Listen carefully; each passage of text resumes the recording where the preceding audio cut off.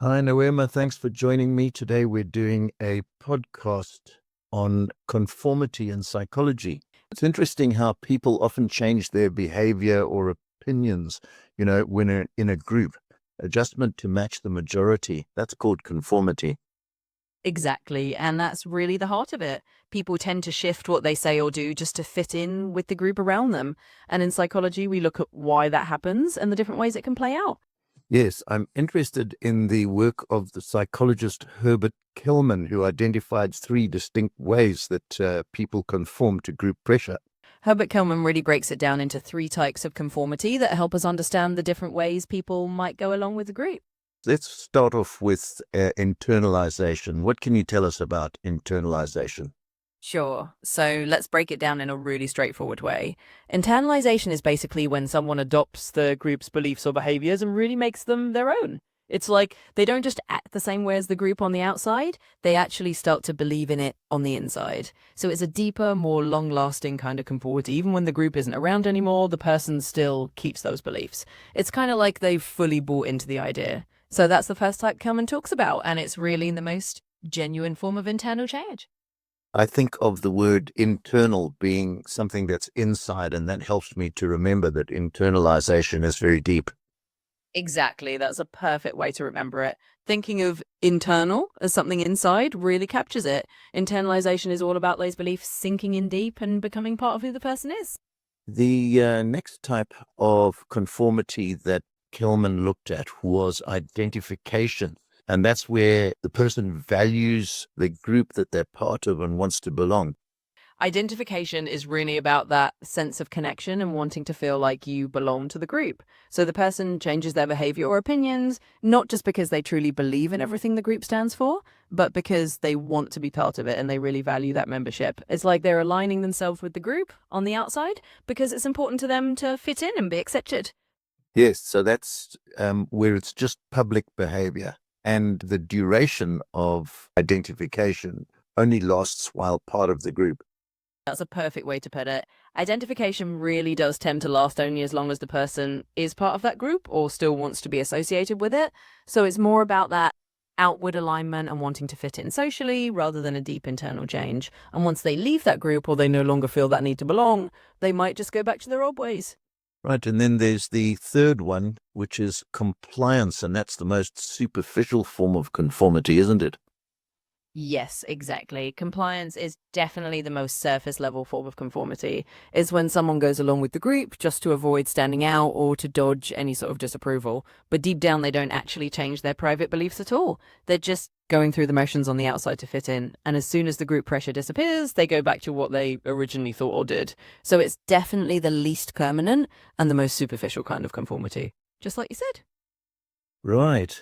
And now looking for a moment at researchers Deutsch and Gerard. And they spoke about the two-process theory, didn't they?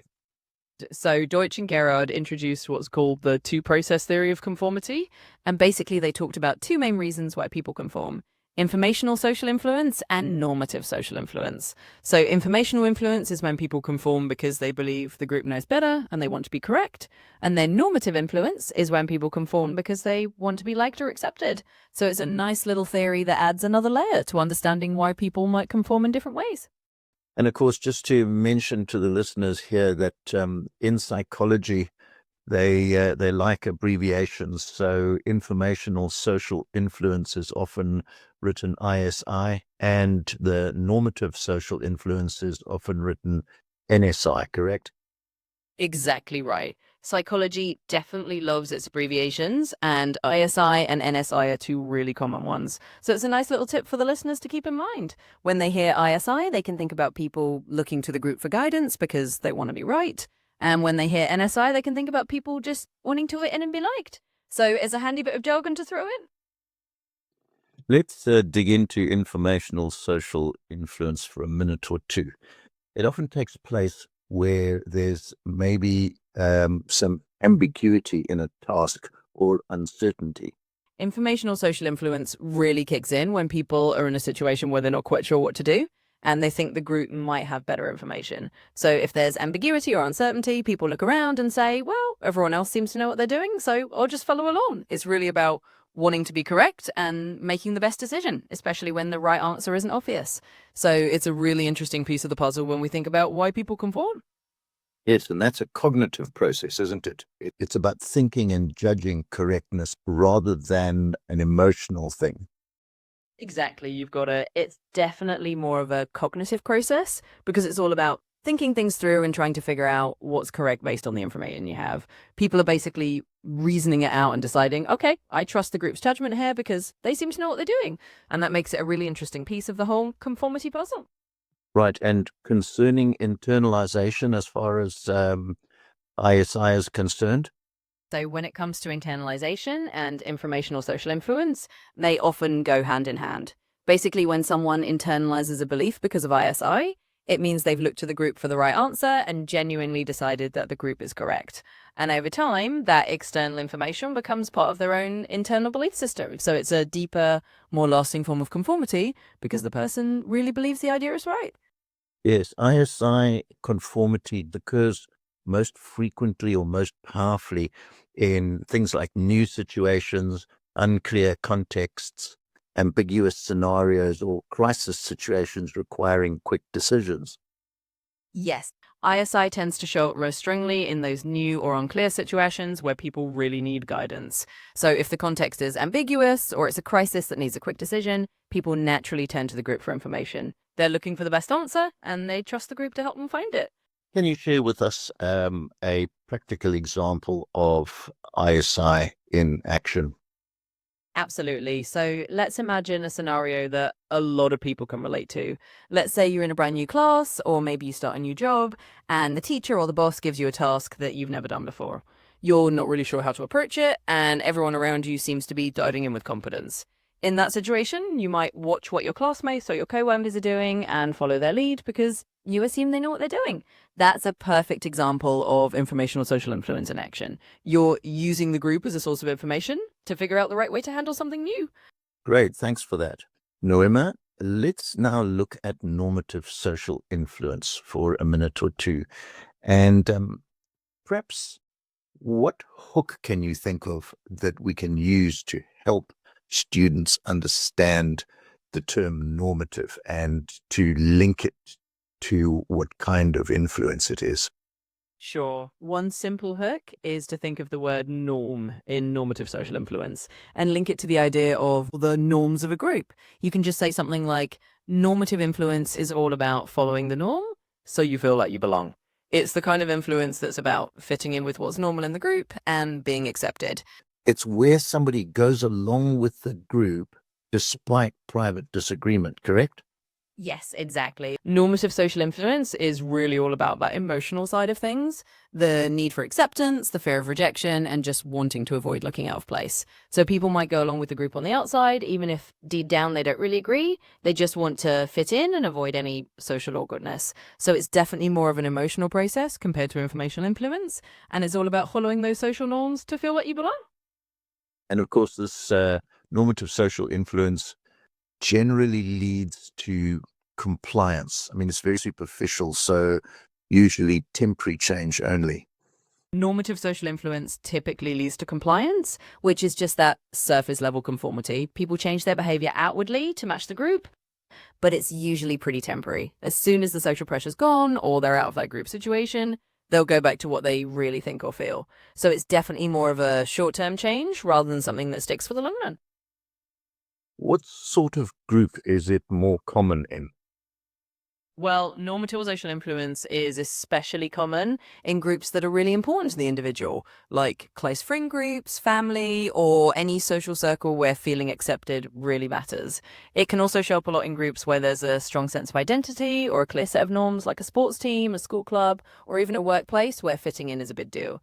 Basically, the more someone cares about the group's approval, the more likely they are to experience that normative influence. Right, so just to recap there, Deutsch and Gerard were speaking about informational social influence where you want to be right and normative social influence where you want to be liked. An everyday example, two students starting at a new college, one of them demonstrates informational social influence because they are unsure of what they're doing, so they copy how others complete their work. And that's because they want to be right. And then on the flip side, you might have another student who's doing something similar, but not so much because they're unsure of the work. Maybe they just want to fit in and not stand out as the new kid, so they go along with the group's way of doing things to be liked. That would be mere of a normative social influence. So those kinds of everyday examples really help bring the concepts to life.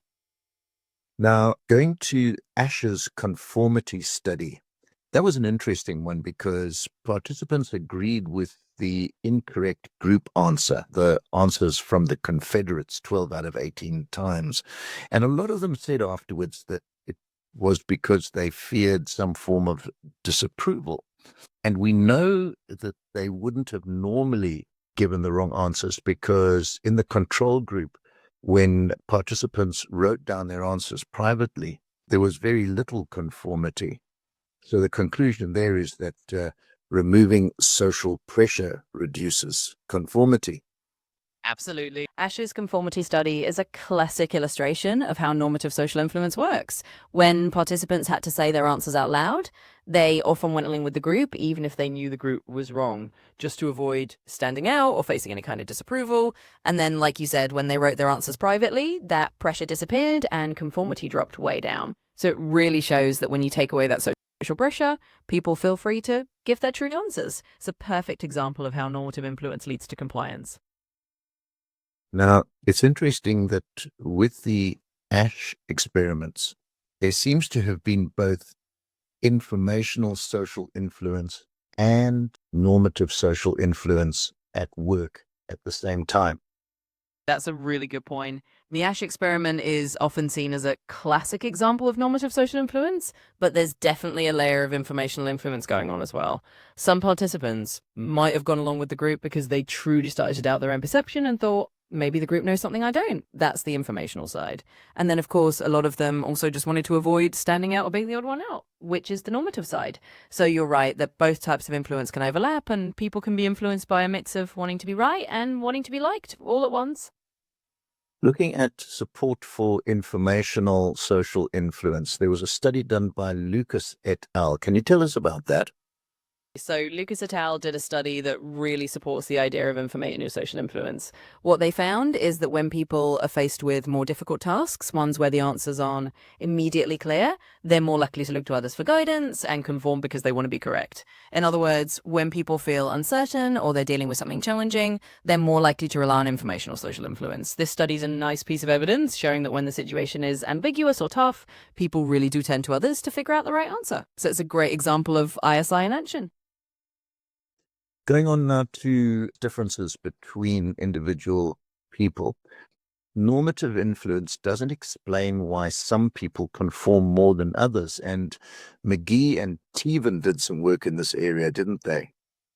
Yes, so McGee and Teven looked into this and found that individual differences really do play a role in how much people conform. They found that people who have a higher need for affiliation, meaning they really want to be liked and accepted by others, tend to conform more.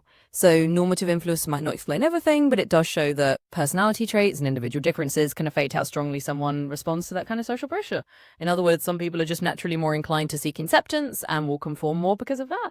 Yes, and of course that showed that conformity cannot be fully explained by situational pressure alone. It really shows that while the situation and the social pressures matter a lot, they're not the whole story. Individual personality traits and differences in people's need for approval or belonging also play a big role in how much they conform. So it's a combination of the environment and the individual. In conclusion, it's really all about recognizing that these different forms of social influence, normative and informational, give us a useful framework for understanding why people conform. But in the real world, those influences are often blended together and they happen at the same time. And when you add in something like Kalman's types, like internalization, identification, or compliance, you get a fuller picture of all the different layers of conformity. So yeah, it's definitely a complex mix of factors, but understanding these frameworks helps see the bigger picture of why people go along with groups in different ways. Great. Thanks for the chat, Noema. Look forward to the next one.